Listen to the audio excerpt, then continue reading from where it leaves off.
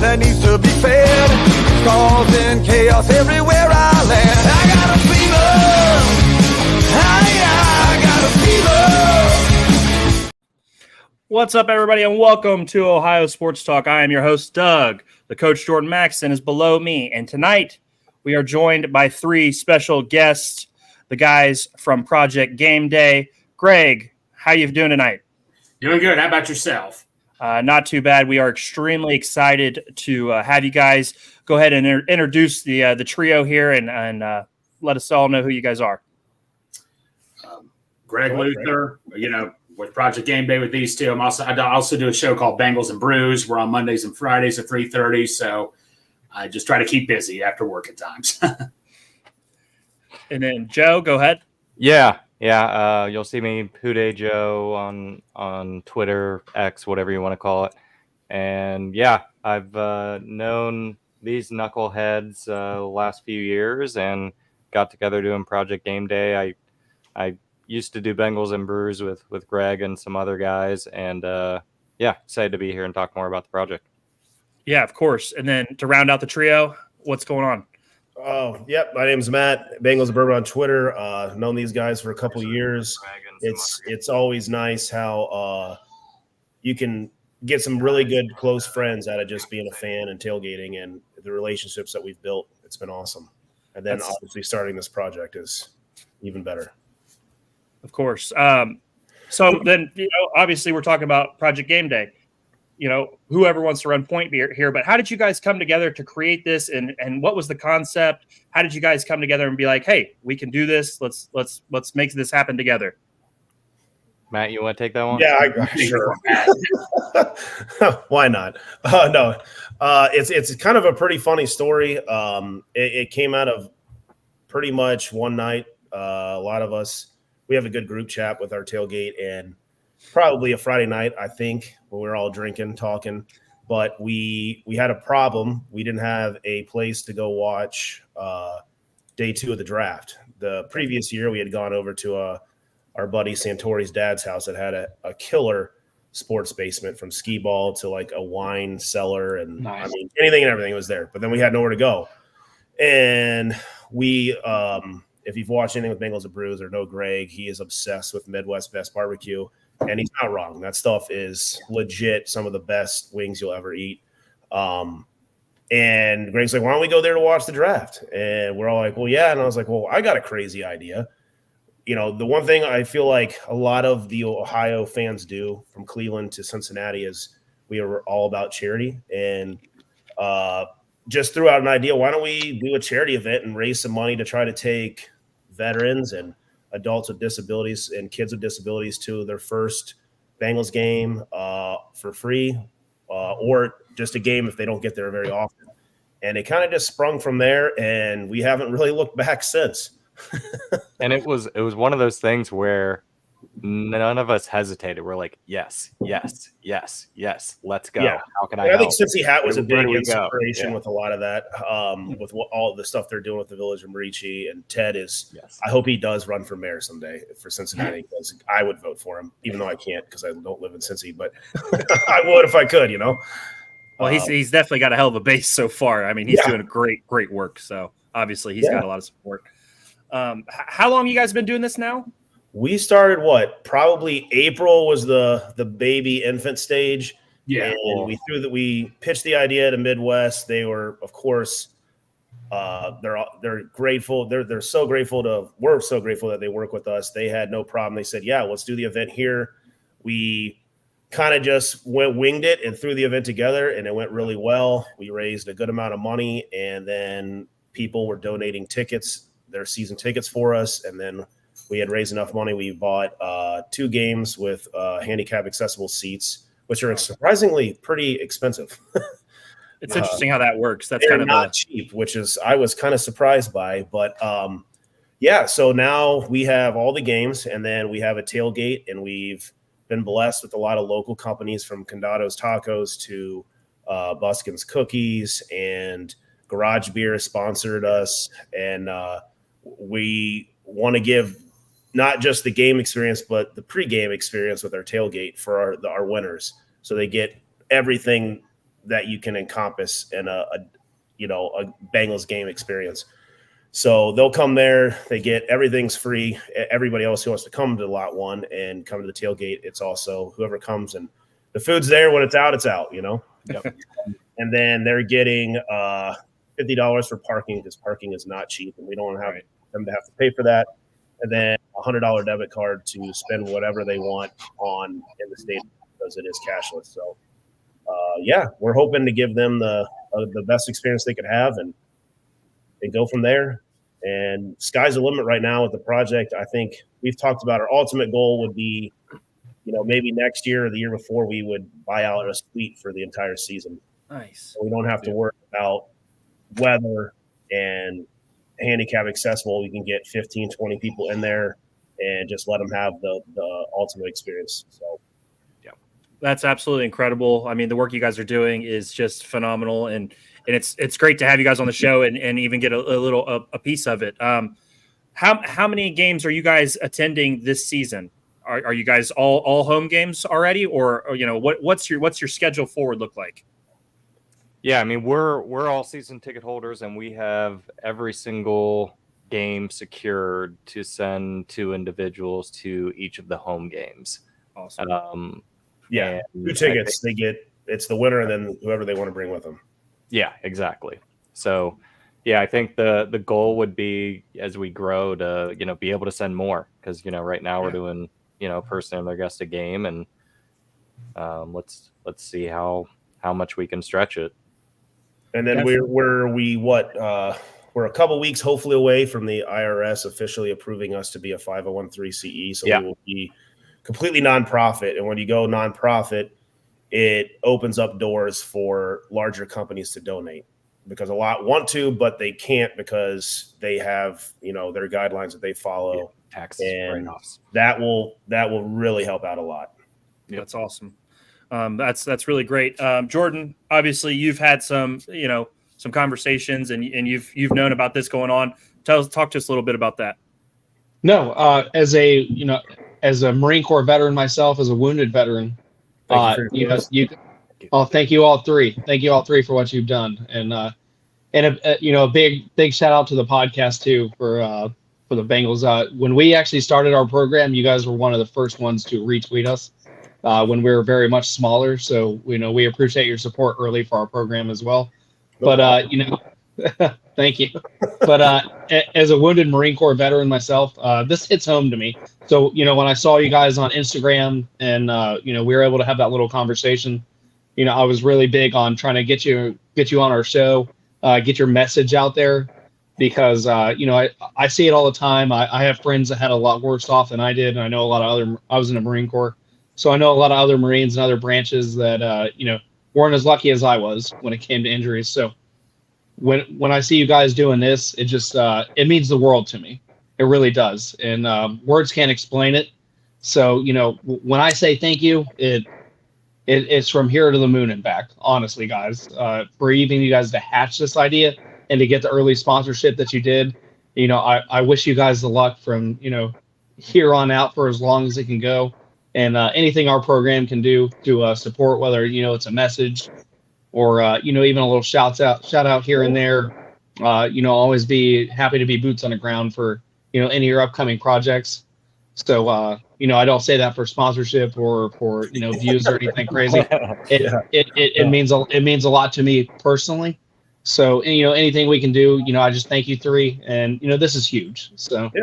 I mean, that's why we're doing it. I mean, I know I speak for all of us, and we're just the three of us are just part of it. There's about 4, 5 of us that are not on tonight, but I mean, there he is. There's one of them. Right here, that's the guy's dad's house that sold it. We couldn't have the party, so we're very grateful he sold his house now. Yeah, I mean, the reach is what we got to get out more. Like it's been difficult, which I didn't think would be a difficult thing to be. Is that it's hard to get nominations. We have not had many. We still have the Broncos game to fill. I think some people just haven't seen it, or they don't know if it's really legit, which it 100% is. And we want to get more people to the games as possible. We got pretty cool. We got 2 guys, one retired Navy diver, and then his brother is still active in the Navy as a Master Chief. They're flying in from Washington to the Browns Bengals game at the Stripe Out. So that they're super excited. It's going to be a blast. I'm looking forward to that one. But yeah, the more we can reach, if anybody's listening and wants to submit, just DM us on Facebook or Twitter at Project Gameday, and we'll review it. And we're trying to get everybody we can to the games. Absolutely. And I wanted to ask, so you said nominations. Is that the best way to go about it? Is a DM or is there a like an official channel? You know what I mean? Yeah. Just the DM is probably the easiest right now. Yeah. Okay. That's good to know. So how people can reach out to you guys and get to you guys the easiest way possible. Yeah. At Project Gameday on Twitter, X is the best way. And I think long term, we'd like to get set up with, website and baby steps. It's very fluid. We're learning and growing and doing the best we can, and just doing everything we can to get more money raised so we can get more people to the games and give them the best experience. Yeah, of course. And I'd even hit up each county has what's called a Veterans Commission, and I'll give you guys all this information offline. Yeah, when we end here today. And they work exclusively with a lot of wounded veterans, and they do a ton of charity work. They're strictly nonprofit. They're strictly charity, and that's something that I think you guys would absolutely hit it out of the ballpark with. So we'll share new notes after this, and any direction I can point you guys in. This is huge. So. That'd be great. Yeah, Awesome. As much as we love sports, it's such an expensive thing to go to. Yeah. Matt, you were rattling off all the little things that just like keep on adding up. Like, I'm very fortunate that I'm able to afford season tickets and go, but a lot of people aren't. So, being able to key in on both of these groups, veterans, people that have served our country and they come back and maybe they've wounded, and that, prohibits them from doing a trade they previously did, or not all the opportunities are just waiting for them when they come back. So I think that's just kind of makes everything worthwhile when I hear you talk, Jordan, and I was getting a little choked up when you were talking at the beginning. That's really cool. Much appreciated. So we've had a bunch of messages off of YouTube. Love my friends at Project Gameday. Very great group of people. You guys obviously have a really nice backing. We obviously support the project. We love what you guys are doing. We were obviously willing to help in every way. Jordan loves, being hands-on with these kind of things and helping in any possible way. But let's just talk a little bit about the actual team on the field. You guys are obviously Bengals fans. Yeah. Maybe we had to raise money for Chase's contract. I don't know. Yeah, there you go. Well, let you mention it, Matt. So let's talk about it. Yeah. What is the holdup for you guys? Because to me, this seems so obvious. It just seems so plain as day. Your best player, best weapon, pay the guy, get it over with, get him on the field. We've got this guy showing up 14, 15 minutes late to practice, doing whatever else. Guys, start. Whoever wants to start. What are we missing here with the Jamar Chase situation? I'll start. I'll just make it simple. Just pay the guy so we can end the drama. It seems so simple. Yeah. It seems so simple. I mean, we see all the contracts out there. We see Justin Jefferson, IU. We know where the numbers are. That's all I'm saying. I still think it's going to get done before the season starts. Well, the clock is ticking, boys. I mean, I don't know what's going on. Joe, what are your thoughts? I mean, I think it's a game of chicken right now. I mean, we saw this just play out with Ayuk, and he finally caved, and he reportedly just took the deal that's been on the table the whole time. I'm not saying that's what's going to happen. I imagine the holdup, just speculating, is guaranteed money. Yep. That has been pretty well documented that the Bengals are more frugal when it comes to guaranteed dollars than some other organizations. That would be my guess, but I think both want to get it done. Chase wants to be secured and respected, and the Bengals want him back on the field. So, but Santori loves to talk about contract and He knows salary cap. So Yeah, I'll defer to him. I mean, there. it's the same for me. Obviously, he's going to get paid. I don't think it's a matter if, it's just a matter when. I don't think there is a lack of him not practicing. I think they're doing stuff. I mean, just today he was out there just walking around, but then there was a report he had his cleats and gloves on. So to not think that him and Joe are working on the side where reporters aren't is kind of, for a better lack of term, I think it's kind of dumb to think they're not, because they clearly are. Yeah. He was there during OTAs working. So, and then he practiced when the media's not around. I think the Bengals do everything hush-hush. Obviously, you see that with Schefter. He gets pissed off because nobody will give him information. Bengals don't give information. You didn't get information with Joe Burrow. They're not going to give it out. And it's the same agent for Chase that has Joe Burrow. So you're getting the same play out. And it still would not surprise me if he signs on Thursday next week just to piss off the Chiefs, because Jamar hates the Chiefs. So that's what I'm thinking. And I'll let Santori run with the well, first off, sorry for being impeccably and trying to be fashionably late with my plain white tee here. I did get a chance to listen, but I got held up at work, so I was kind of just trying to tune in while driving home. The thing is with negotiations is there's two sides, and nobody ever likes to really think about the GM side of it. But at the end of the day, those are the guys that make the decisions. Those are the guys that put the risk with the team. Those are the guys that cut the checks, right?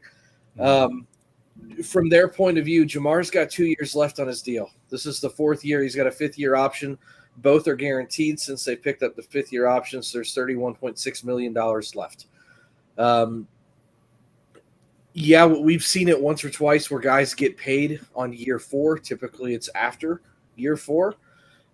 So in their eyes, it's like, why would I – because here's the deal with the signing bonus is it gets cut right away. And it's not a move that goes into escrow. This goes straight to the player, right? Mm-hmm. So the signing bonuses we're seeing right now are anywhere from $30 to $40 million for a receiver at the top of the market. CeeDee Lamb, I think, had 38. So in Chase's mind, he's like, hey, I signed today. I get an extra $35 million or whatever it ends up being. In Duke Tobin and Mike Brown, the Blackburns' minds, they're going, you're going to get that in like 8 months anyway. What's the difference between $35 million today and $35 million in 8 months when you're already guaranteed $30 million right now? The price is going to go up next year. Yeah. Technically, yes. So that's the GM side. From the player side, it's I'm the best, one of the best. I'm not going to call him the best, but he's easily a top 10 receiver in the NFL, arguably top 5. Depending on the day, if him and Burrow are clicking, good luck stopping him. You know, it is what it is. He's looking at his salary this year at like $1.5 million. And he's looking at that signing bonus of like $5 million and his workout bonus of $3 million and going, I'm only worth $9 million to these guys. Like, I've far exceeded that expectation of $9 million. I understand that. And that's typically where you have guys hold out. Yeah, typically they do it with a year left, not 2. Do I understand where Chase is coming from going, guys, I'm easily a $30 million a year guy, and I don't want to risk getting hurt right now and ruin my chances. Do I see where the Brown family's coming from of we've committed 2 years to you of a guaranteed 30, which is 15 a year technically. Go out and play ball. You're under contract. Sure, but then as a fan, I have to assume certain things. I don't know what's going on behind those doors. I don't necessarily know what's coming out as truth from the agent, from Jamar, from Zach, from Duke, from Mike Brown. There's so many different pieces of information that come out from this, and both sides have leverage. The only thing that makes me think that Jamar is 100% playing week 1 is there is in the CBA, if you have somebody holding out, not in a contract year, and they skip week 1, the NFL team that has that player, so the Bengals in terms of Jamar Chase, has the option to exercise the right to suspend him for the first 4 games of the year. But here's the deal. If you do that, he also loses his signing bonus for the year. He loses part of his salary. So if you're Jamar Chase, which a lot of this is probably just posturing, we see it every single year. Rarely, with the exception of Chris Jones last year, do we see a guy actually miss a game. Are you willing to risk roughly $6.5 million to gain 35 this year? Or the Bengals just might say, you're suspended, you're getting it next year again anyway. So what are you really willing to risk? What's the posturing? Yeah. There's a lot of moving parts, and at the same time, like Bengals Department said, they have the same agent as Joe Burrow. Burrow signed his deal like 2 days before the season opener, and there were reports that they waited that long to take some of the luster away from some of the other news going on around the NFL, just as a little cheap shot. So everything's tight-lipped with the Bengals. There's a lot of moving parts. I understand it on both sides, but as a fan, can we get it over with? I just want to play ball. Like, let's go. Guys have one season with no drama. That'd be nice. Yep. Okay, so long-winded answer. For just a little bit of pushback, and obviously that's a well thought out answer. We see in the comments over here, this is just to appease the fans. Don't you want your best player to feel, special is not the right word, but isn't it more good faith to get it done now? To me, that feels like important too. And I know you posed both sides, but it just feels like, hey, we know you're our guy. 35 million right now does sound better than 35 million later. That's just me. 35 million right away, it does sound a lot better. Just for me. Yeah, I'm just pushing against it is all. No, for sure. I don't think they're that far apart. If they were that far apart and negotiations were going horrible, he wouldn't be showing up to the facility like he has been. No. And there was even a report that he had gloves and cleats on today, so got some work in on the side. So, I mean, he's there. He's in the building. He's talking to coaches. He's around. That's why I'm like, they must be really close. And there must just be one sticking point that neither side wants to budge on. And I think someone's going to cave. Because I just, like Centauri said, it's very rare that someone is going to say, we're really going to let Jamar Chase, one of our best players, not play week 1. We have all the pieces to make a real run. Someone's going to give. Yeah. And it's probably over. I think it's just it could be any day now. Yeah. And like in the history, if you look back in the history of the Bengals, they've never not paid their number 1 wide receiver and their quarterback. They always pay, from AJ Green to, they gave Andy Dalton a massive deal. They've given Joe Burrow the biggest deal. So it's I don't worry. I mean, if he doesn't play against the Patriots, I'm not really concerned. You guys did kind of get a layup week 1, to be fair. Concerned. But I just don't foresee it. Like I think Zach Taylor said yesterday or today or one of the days that he's at every meeting. He's not missing any meetings. He's there for the game plan. He's for everything, except for he's just not physically practicing in front of the media. So they have to be extraordinarily close. Totally fair. When you look at the past, like Jesse Bates, fans were ticked off at Jesse Bates. Look, that's what happens when you have a bunch of good players on a team. They're doing what their agents tell them to do. This is just the side of the business. When you have a bunch of good players on a team, this is what happens. Like Mike Brown says, there's a big old pie. You can only give so many pieces to everybody. You can't give a piece to everybody. So that's the Niners. Yeah, that's true. So like I say, and he even stated he wants to stay here. He wants to be here for the rest of his career. Like Joe just said, if he was really that ticked off, why is he even showing up at camp or anything? That's Ayuk didn't show up to their facility. He was exactly AWOL, and then he signed a contract. Right. For sure. No, that's no, I'm with you guys. Okay. Season is week and a couple days away.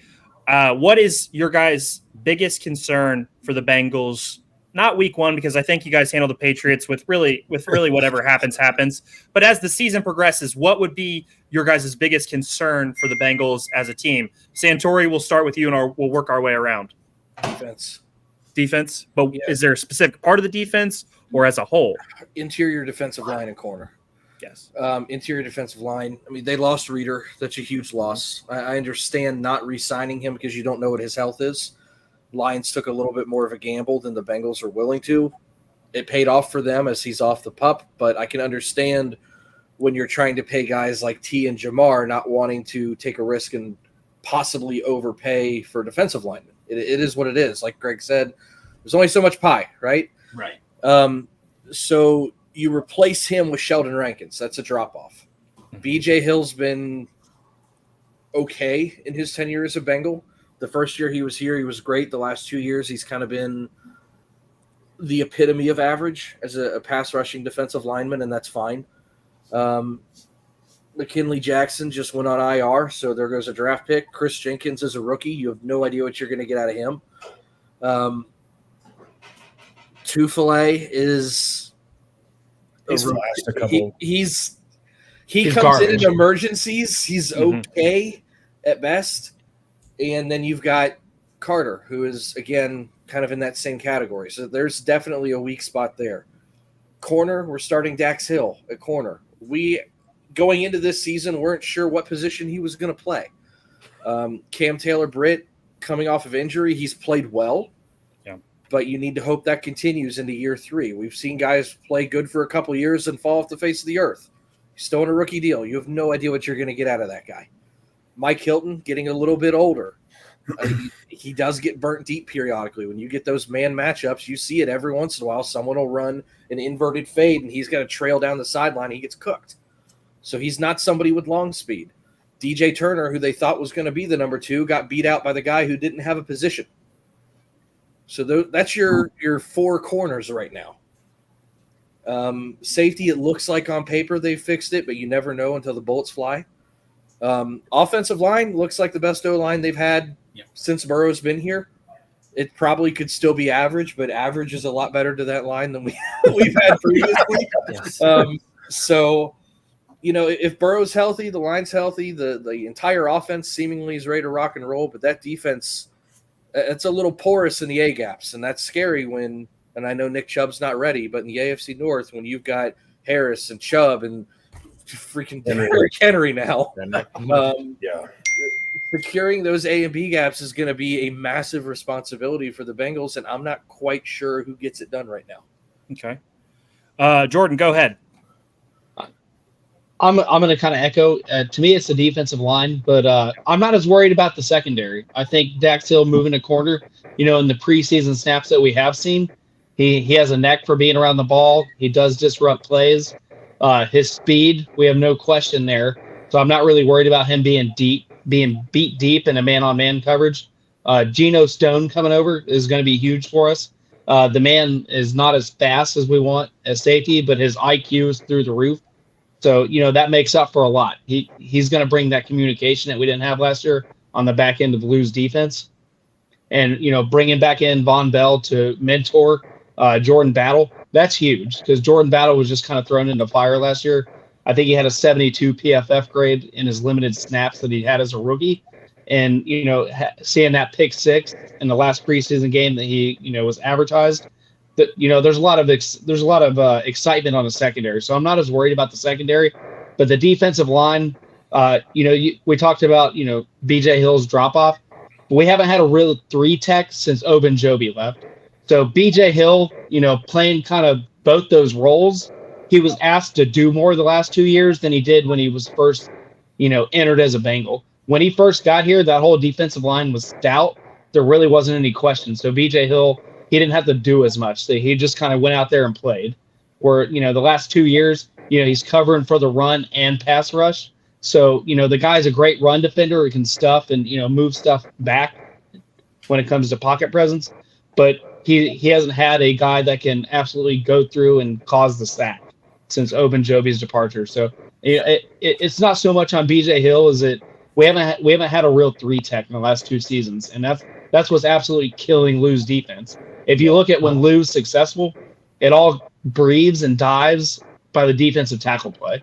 When our defensive tackles are on, everything is in sync and everything is in motion. Sam Hubbard is one of the best run defenders as defensive end, so we can find a little bit of substitute there for his pass rush situations. This defense can be great, but they have to get that 3 tech, and if they get that 3 tech, I'm not as worried about DJ Reader's departure if we can settle that. So it's just finding that guy. Do I think he's on the squad right now? No, unfortunately, I don't. I hope we go through the waiver wire. I think they brought in the defensive tackle for a workout. His name's slipping my mind just recently, but we just got to go through the waiver wire and really work it out, or a guy's going to shock us and surprise us. But make no mistake, Lou's going to get this defense rolling. Our linebacking core is great. Our secondary is not as bad as a lot of people think it is. Yeah. So if you can get those 2 positions rolling, and maybe Rankins comes in and just gets a fresh start, coming out of the Texan system where he was kind of overshadowed by a lot of big names. So, he could be coming into his own. We could be seeing, the next BJ Hill kind of coming in where, BJ Hill was written off completely by the league and by the Giants. He was on his way out the door. All right. Well, hey, Jordan, let Matt get in here because I know he had some things to get into. Yeah, you're going off there. Go ahead, but go ahead, Matt. I'll make my comments and then I'll have to jump off. Excuse me, unfortunately, but we know you had some time constraints. So go ahead, Matt. I apologize. No, you're fine. No worries, Jordan. It's the same thing as Santori and Jordan has said. It's definitely the interior D line, but I also have my concerns about DN. Outside of Trey Hendrickson, you've seen it. Our depth, we have to have a guy like Osai. Unfortunately, Miles Murphy looked like he was really going to have that year, and then he had the sprained MCL. So hopefully when he comes back after week 4, he hits the ground running. But outside of, Trey, and we see it when Trey's off the field, we get next to none on pass rush. We really don't. And Hubbard is going to be, he says he's 100% this year, so that's going to be a massive help. But we really need a guy like Osai to really come in and just light it up like we saw before his injury, how he was playing in 21. He was that great, second wind to come in when those guys are a little gassed and rush the passer. So I don't worry too much about the secondary. I think Lou is going to scheme up something nice, but if I'm a team and I'm playing the Bengals, you got to slow down our offense, and the only way to do that is to run. And if you run on us, it's going to make the games close. If you can't run on Cincinnati's defense, you're going to have a long day because Burrow is going to pick you apart. I do think our offensive line is drastically better, but I also worry about the depth, especially at the guard position. Okay. I'm hoping Volson really makes a good step in year, I believe this is 3? Am I wrong? 3, yeah.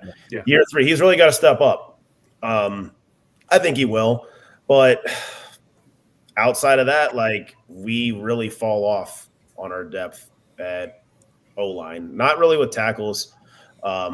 We finally don't have to watch Myles Garrett go against Jonah Williams ever again. You guys didn't enjoy that? You guys didn't enjoy those days? Those were the best days, guys. Those were the best days of our lives. I know. And I know what the Browns do. They're just going to line Garrett up over the center, and he's going to freaking crossover and then blitz like he did in week 1 last year. So, I don't worry about the outside edge. TJ Watt is going to have his day, but I really don't think he's going to do as much. And it sounds like we might still get Amarius Mims at right tackle week 1.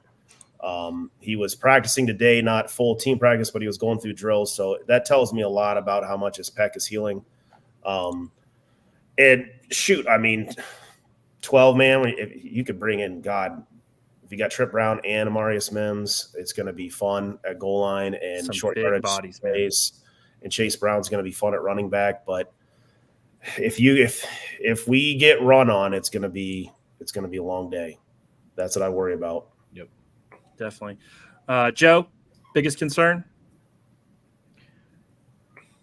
Overall, it's trenches on both sides of the ball. But since the other guys talked a lot about defense, I do think our O-line will be better. I think having 3 monsters at tackles, 6'8" monsters It's unreal. in how big those Orlando guys are. Brown, Trent Brown, Amarius Mims. I mean, that's great. Interior line, not as confident. So, I don't think the O-line needs to be great. I think it needs to be average, a little bit above average. And I'll say something that I don't think a lot of Bengals fans want to admit. Joe has to be smarter. There's something, there are sacks because the O-line's not holding up, and then there are sacks because you're holding the ball too long. I feel like what makes Joe so great is that he makes these great plays and he makes something out of nothing. But sometimes, and he said this in interviews, like if it's like 3rd and 12, like I'm going to hold on to that ball as long as possible and see if I can make a play. And he's got to pick his spots. There's a percentage likelihood that you're going to make some magic happen. And he's got to protect himself. Yeah. Like the O-line's got to protect him, but he's got to protect himself For sure. And I hope he's learned that. I'm sure he has. So that's my 2 biggest thing: O-line, being a little bit improved, and Joe being smarter on when to throw it away. I'm gonna interrupt. I gotta go, boys. I appreciate Matt. everything. Yeah, Matt. It's been Later, great. buddy. And Matt, definitely appreciate it. yeah, we'll talk to you guys later. Of course. Yep. Take care. See you guys. See you, bud. Okay.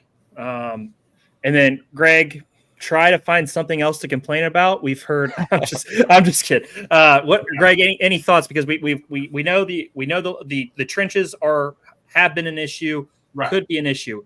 Is there anything else that you see outside of those spots? Well, no. So the corner. Here's the thing. I've stated this on Brews. We were talking about most important players in the team. Joe's number 1, no doubt about it. But in my opinion, this was my personal opinion, the number 2 most important player is Cam Taylor-Britt. Now, Coach, I know you said Dax Hill amazed me in the preseason, did a heck of a job. But I've talked to St. Torrey about this too. I would have gone out and gotten Lattimore or somebody out there in free agency, because if CTB goes down, you have Dax, DJ Turner, Newton, and these guys are young. They're great, but you need that veteran you need that solid player. I'm not knocking all the other guys, but I mean, CTB goes down, you're a bit of a trouble corner. I hate to say that. Like I say, so that's why, in my opinion, Cam Taylor-Britt is the second most. You could make an argument that the quarterback depth behind Burrow is better than the corners we have in a way. Yeah. So and one other quick thing, like on the defense, we haven't talked about the linebackers at all. Linebackers, used to be a big strength with Jermaine Pratt and Logan Wilson. They both had, I'd say, down years compared to how we're used to them operating. So, I mean, the whole defense had a down year. Product of, I and think I think they need to bounce back. It's a valid concern, but I think that's more of a trickle-down effect of how poor the defensive line was. Yeah, Agreed. no pressure. It couldn't stop the run, and then Wilson and I mean, I don't care how good the linebacker is. If I've got Joel Bitonio 5 yards downfield, and my D line didn't touch him For sure. Whoops. And I talk about this as a coach too. If you look at, Burrow didn't play almost all of last year. If you look at the percentage, the defense was out on the field compared to the offense running plays. It was very lopsided. You were looking at a 60-40, almost a 70-30. So when the defense is on the field almost 60% to 70% of the time, your performance is going to your stats are going to be down, your performance is going to be down, and they're going to be gassed. So you're asking those guys to play, incredible minutes on a pro level. So that's why I kind of ignore this when it comes to the stats last year for the individuals. I don't look at it as a drop off. I look at it as this team was lost offensively.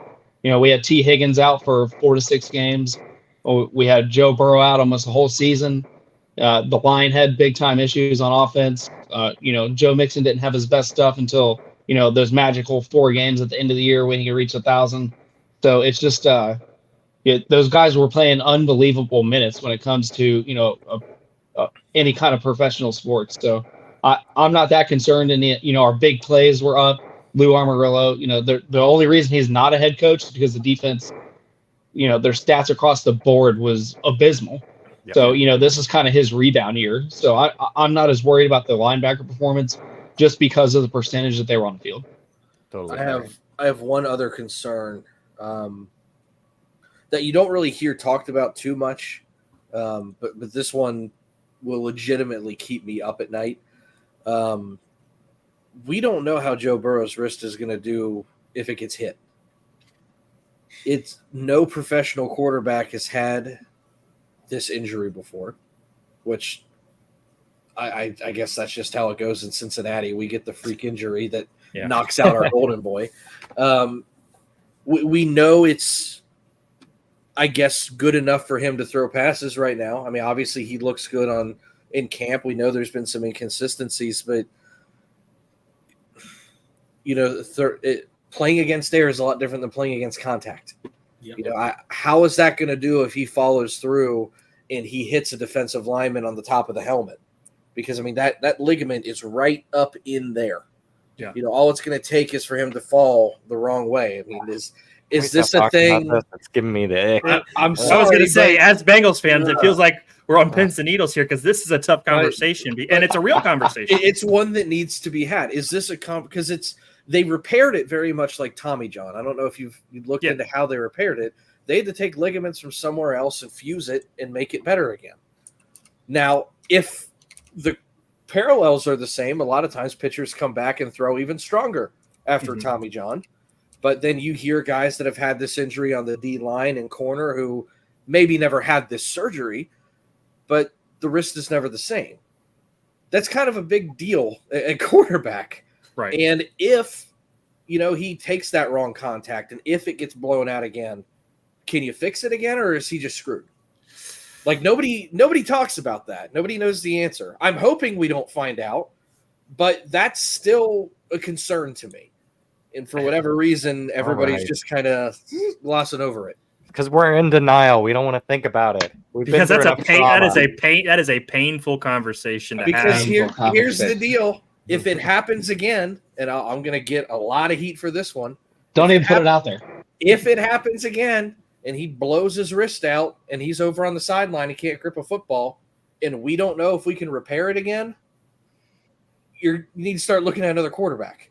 Stop. Sorry, but that's the reality. Putting that out in the universe. Well, if that happens, guys, you had Joe Burrow, you made a Super Bowl, and man, it would be a lot of question marks. A lot of question marks if that were to ever come through. That's the route that's going to happen. But at the end of the day, it's not like this is a torn ACL where we've got 40 years worth of data. Guys come back in 5 to 6 months. It is what it is. We just don't know. I know. It could be nothing or it could be the worst thing ever. And unfortunately, those are the level grounds right now. And it's somewhere in the middle. This is going to be a hell of a clip. It's going to get a lot of people nervous.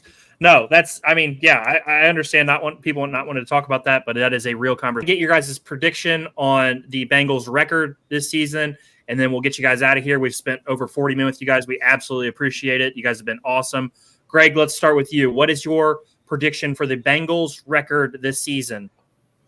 Okay, I keep forgetting. It's 17 games, so yeah, I always add it up wrong too. I'm going to go 14. I'm going to go 14-3. I think we're going to. This is our as Pork Chop in the chat puts it. Super Bowl is going to be in Louisiana. That's where Joe Burrow played football. This is our destiny year. We're going to go 14-3. Book it. Win Super Bowl. Okay, I'll circle back to that. Joe, go ahead. I want to be that optimistic. I am excited. I think it's going to be a great team. I do think this team has some warts, and I think it's going to take us some time to work through some of those. So I think we're going to be inconsistent to start the year, and then we're going to finish strong getting into the playoffs. And I have us at 11-6. 11-6. Okay, Santori. I was going to say 11-6 is much more realistic. Do I think they could win 14 games? Sure. But you're going to have a lot of shit go right. Pardon my language. No, great. Because there's always a couple games you think you're going to win that you lose. And there's always a couple games you should lose that for whatever reason you didn't deserve to, but you won. So if all's fair in love and war and Joe Burrow has a fully healthy season and the offensive line protects him, yeah, 11 might be the floor. I mean, if I got those 6 or 7 guys healthy for 17 games, we know it can happen. They're damn hard to beat. But if I lose a left guard and then, Joe Burrow has one of his freak appendectomies that he, is sore for 3 or 4 games from, and, Jamar Chase decides to sit week 1. There's a lot of things that can go wrong just over the course of an NFL season. I guess I'm always the doomsday guy, but I always look back to 2006 for the Bengals. They were primed for a Super Bowl run and ended 8-8. They lost games in freaky, weird ways, and sometimes the football gods just put a fork in you. It is what it is. I like your outlook. I enjoy your outlook. Well, assuming all's fair, I think a realistic number is 11 to 12. Okay. And that's just not a number that most teams get to be frank. That is, yeah, no, that's a good point. Jordan, we spoke about this a couple weeks ago. What did you end up having the Bengals in your prediction? I had it for 12 wins, Douglas. Yeah. And I also had you guys going 12-5. While I do agree with your guys' concerns, I still think at your guys' best, and it may take a while to get there because you guys, it is what it is. You guys are slow starters. There are reasons that you have had slow starts, but it does feel like Joe Burrow takes a couple weeks to get going, which is totally fair. It's a long season.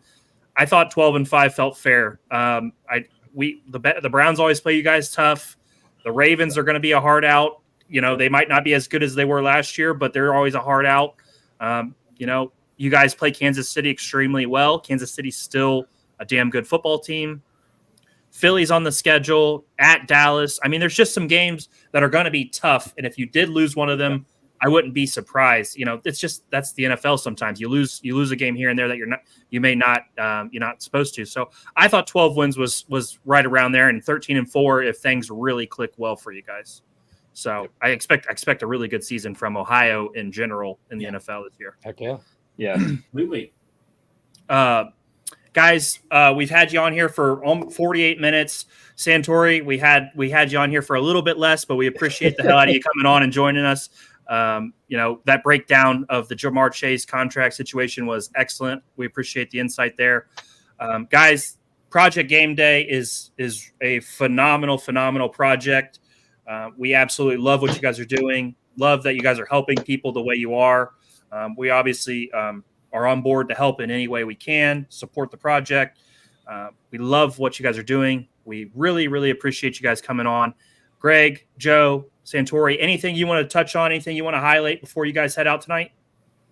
No, thanks for having us and being supportive of the project. Yeah. It's great to just have another avenue to talk about it. And it's been awesome. Thank you so much. Yeah, of course. We appreciate it. Thank you. I've very much appreciated the time, but I would be remiss if I didn't take my one final shot at Cleveland because it's a pastime for me. I'm sorry. You guys got to stop kicking the can down the road with Watson's contract. Oh, you don't like that? You don't like that? No, I mean, you're not wrong. You're not wrong at all. You're really not. But I am so worried. Can you stomach a $73 million year from Watson if he balls out? They have an out next year, don't they? I mean, he's fully guaranteed. Cuttable. Isn't he? No, well, I don't know what the restructure now. He has cut protections. The moment you cut him, you owe him everything that minute. What? Yeah, it's it's fully guaranteed. It's one of the worst. It's one of the worst contracts ever. It's a locked up contract. Could I stomach paying a quarterback 73 if he balls out and I go to the playoffs? Sure, because at the end of the day, winning is more important than money, as far as I'm concerned. So if I win, it's worth the money. I don't care what it costs. Now, on the other end, because of the move they made today, you pay him, I think, 28 or 29 this year, then 72.5, 72.5. Then there's a void year for 30. That doesn't go anywhere. It only gets worse as you keep kicking the can. So the first year he's no longer a Brown, you owe him $30 million to not be a Cleveland Brown. That's where it starts to get, ooh. Yeah, it's tough. So, unfortunately, because of the situation, I have to root extremely hard that he finds it. And that's just what I have to do as a Browns fan. I just have to hope that he finds it. And if we could get 75% of what he was in Houston, I think with our defense and the weapons, and if Nick Chubb could refine what he had last year, if he could refine himself before he got injured, we know he has a history of bouncing back from these knee injuries. He is a freak of nature. If we could get 75% of Houston Watson with everything we have around, I would feel really damn good. But Greg, close your ears. If you had 75% of old Watson, you'd win a Super Bowl with your roster. And I don't know. I don't think we ever get 75%. We saw probably 75 to 80% in that second half against Baltimore. We saw it for a half. Yeah. And he played that game with that broken shoulder, and it was over after that. But that was the peak. That was as close as we ever got to seeing what it could be at his best. And we may never get to see it, and it'll go down as one of the worst trade contracts, however you want to word it, in history, more than likely. The Browns continue to be a quarterback away from really being something. As much as because it is a rivalry, as much as I enjoy poking fun at Cleveland and making fun of Cleveland or whatever you want to call it, I'm sure it's reciprocated. Oh, of course. I couldn't imagine being a Browns fan going through that. I feel so bad because that's just for lack of a better term, you're just fucked on the contract. There's nothing you can do because the only way you get out of it is if somebody trades for it. And I don't see any of the other 31 teams looking at that contract and that situation going, sure. No, it makes no sense for anybody else. It didn't make sense when we did it, but we had to overpay to do it. We had to do all that stuff to get him here, and it just hasn't worked out. I mean, here, think about this. You guys are all Bengals fans. You guys have gotten to have in your past, we'll say, 20 years, you got Kitna, who was solid, but then you got Carson Palmer, who was borderline excellent, and you guys could have won a Super Bowl. Yeah. We don't have to go into those flesh wounds, or not flesh wounds, but you know what I mean. Then you guys had the little lull, but then Andy Dalton came in, and you had consistency with Marvin Lewis. You had that consistency. You guys were a playoff team, a contender. Probably were never really a Super Bowl contender with Andy Dalton. No. And then you get Joe Burrow, and Joe Burrow is a phenom when everything is going correctly. He took you guys to a Super Bowl with that excellent defense. I have not got the pleasure of having anything remotely close to what you guys have had. Baker Mayfield, he had a really good year. He had that really good season where it was like, oh, yes. But the rest of the time, it was always super inconsistent. And I'm kind of envious of that. Somehow we always find a way to beat you guys and be competitive with you guys, but you guys have had that nice quarterback play for so long. And I would just love to have that. I'll tell you this. You guys could have made it to the Super Bowl when Pat Mahomes went down against the Chiefs. I forget who the backup was. Guy came from Michigan. You guys, I was pain. Dude, I'm sorry, man, but I was like freaking out because I thought you guys could have made it to the Super Bowl. I was rooting for you guys. I thought so too. Sorensen did the helmet. I cannot root for Cleveland. I'm sorry, but I was like pacing around like, oh my gosh. I rooted for you against Pittsburgh in the playoff game just because. It was so good kicking the shit out of this. I think there's common ground there. We all hate the Steelers. The Steelers. Oh, Steelers, of course. Well, guys, I would love for you guys to come back on maybe mid-season and we retouch on and talk about some of the games you guys have been to, maybe kind of reflect on some of those experiences you guys have had at the games with the veterans, with the people with disabilities, of course. We'd love to hear some of the stories and how those games have went. And, love to have you guys on maybe mid-year and, reconvene and see where the Bengals are at. Yeah. If you guys would be interested in that, we'd love to have you back. Again, we kept you guys for 55 minutes. We've loved every second of it. Guys, check out Project Gameday. You guys are on Twitter. You guys are on Instagram. Any other social medias we can find you on? Facebook. Okay. We're just about everywhere. Yeah. So search these guys. It is an incredible, incredible project that these guys are working on. Go out and support them. And we'll be talking to you guys again later this year. Thank you so much for your time today. Thank you so much. Thank you so much. See you guys. Yeah, again, thank you guys so much. And Bengals and Brews, don't be afraid to give me a call if you ever need an extra voice. I got to heckle with this Cleveland fan twice a week, so always good to come home to Cincinnati favorite channel there. So, but definitely DM me. We'll touch notes. I'll give you guys the best avenues of approach for future endeavors when it comes to money and support and veterans organizations, and we'll take it from there. Thank you guys for your time. Thank you. Thanks, Jordan. All right, we'll Thanks, see you Doug. guys. See you. Thank you. Bye-bye. Oh man, Jordan, what a conversation. That was really, really excellent. Great conversation. We got up to 178 live viewers, huge number. I'm glad we got to have those guys on. We spent a lot of time talking about a really nasty topic in the Bengals. It kind of sucked. It kind of sucked the stomach talking about those assholes. No, I'm just kidding.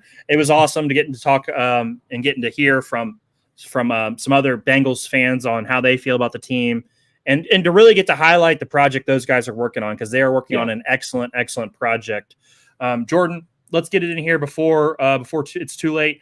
Ohio State plays this weekend. You didn't get to talk about it on Monday night. I think our plan should be, Jordan, Monday nights we'll recap Saturday's game. Thursday We'll do our game breakdown. So let's do a little bit of quick game breakdown for the Buckeyes against Akron. Any thoughts off the top? What do you want to see the Ohio State Buckeyes do against Akron this weekend? Douglas, I want to see him establish the run early. Chip Kelly, we know that's his specialty. That's his bread and butter. We know what the pass attack is going to do with these wide receivers, so I'm not worried about that. It's all about the run game and how these two incredible running backs can split their carries and what the pace is going to be with both of them on the field either at the same time or at separate times. So that's what I want to see him establish. Get that offensive line in rhythm, get that running game going, whether it's ISO and they're taking it up the middle, or it's an option, because we know we have a running quarterback for the first time in about 3 or 4 seasons. So if they get that option play going, that's what I want to see. Establish the run, establish communication with the running backs, the quarterbacks, and kind of get a preview for how we're going to use that system going forward. That's the biggest thing I'm looking for. And we know what the wide receivers are going to do. We know the tight end room is going to take care of itself. It's going to come down to the offensive line communication with the new quarterback and the expanded running back room that hasn't played with each other yet. Right. Nope. I'm looking for, like you said, I'm going to harp on that.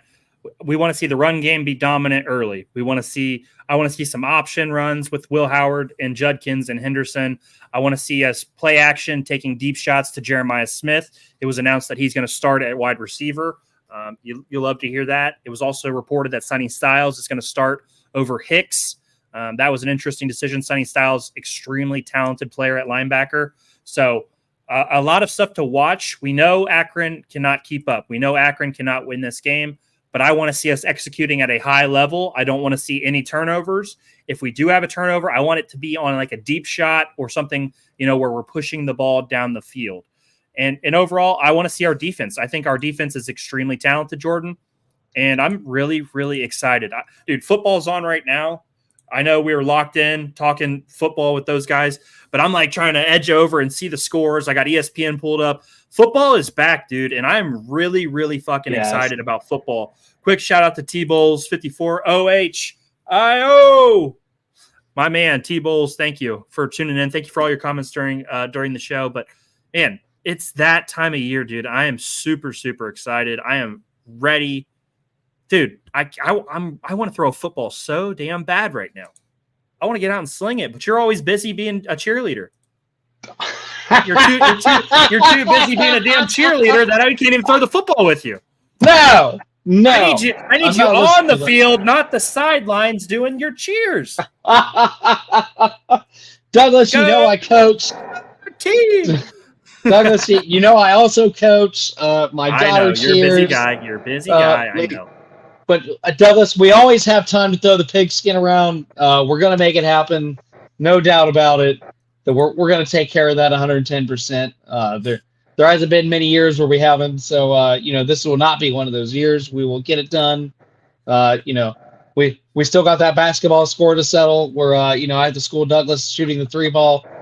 But it's a lot of things to cover athletically this year. I found out on the practice field, Douglas. I still got the moves for football, so I'm full ready to go if you are, and we'll make this happen. We'll make this Okay. happen. Jordan, looks like go Tigers. Interesting. Okay, so LSU does play USC Sunday night. That should be a fun game. I expect LSU to beat up on USC a little bit. We did talk about that last week. USC in the trenches is going to have a long, long day with LSU and the amount of size they have up front. But Jordan, Ohio State versus Akron at the Horseshoe, 3:30 Saturday on CBS. I am beyond excited to see the boys get out there and get back to playing football. Jordan, we're gonna transition though. We're gonna obviously talk. We're gonna recap the game on Monday. Jordan, Ohio news and notes. I just want to shout out everybody for tuning in with us tonight. 192 live viewers. It was great having the guys on the show from Project Gameday. It's an excellent way of giving back to veterans and the disabled. It means a lot. I'm so glad you got us in touch with them, Jordan. It's gonna be great. Hopefully, getting to interact with those guys more down the road. But you and I have a fantasy football draft this weekend on Sunday. Yes. I am going to live stream the draft from my end here on the Ohio Sports Talk page. Would you like to join me and also share yours if possible? Oh, absolutely, Douglas. Absolutely. Okay, so we will be on Sunday. Our draft is at 8:30 p.m. We're going to be live drafting our fantasy football draft. If you want to join, we still have a spot or two available. Just send us a message or a DM. It's a $20 buy-in. It is a PPR league, points per reception. Hey, join in. We've got 11 teams so far. We can always take in another. So if you guys don't have a league, hop in with us. Jordan, excellent show tonight, man. I had a great time talking to those guys. It was a fun show. Yes. We accomplished quite a bit tonight. Quick shout out to Drew Garrison for supporting us. We had that lineup. We had that Chatterbox Sports, Big Play Cincinnati, Ohio Sports Talk. That's a hell of a Thursday lineup, and it was an honor for us to be included with those two shows because they are on a level that we are trying to ascend to someday. And it was great for Drew to shout us out and have us be associated with those two great shows. So give me your last thoughts, Jordan, before we get out of here, and we'll be back Monday night. I wanted to touch on I didn't see the final red score, and I know you wanted to touch on the upcoming pitcher that's making his debut tomorrow before we get out of here. Yeah, you're right. I should have said that. The Reds came back and won in the bottom of the ninth. TJ Friedel had a walk-off 2-run single to win the game.